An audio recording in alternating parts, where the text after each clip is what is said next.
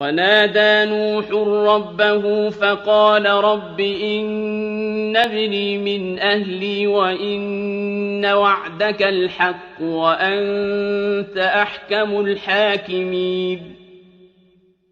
قال يا نوح إنه ليس من أهلك إنه عمل غير صالح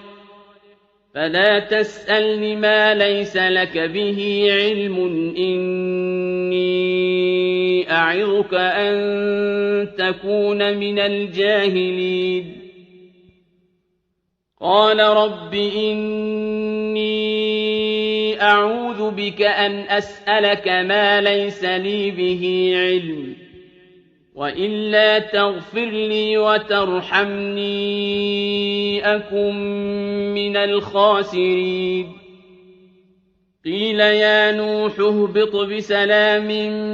منا وبركات عليك وعلى ممن معك وأمم سنمتعهم ثم يمسهم منا عذاب أليم تلك من أنباء الغيب نوحيها إليك ما كنت تعلمها أنت ولا قومك من قبل هذا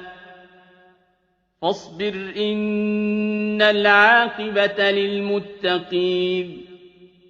وإلى عاد أخاهم هودا قال يا قوم اعبدوا الله ما لكم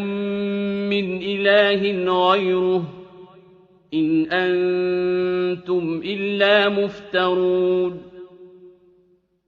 يا قوم لا أسألكم عليه أجرا إن أجري إلا على الذي فطرني أفلا تعقلون ويا قوم استغفروا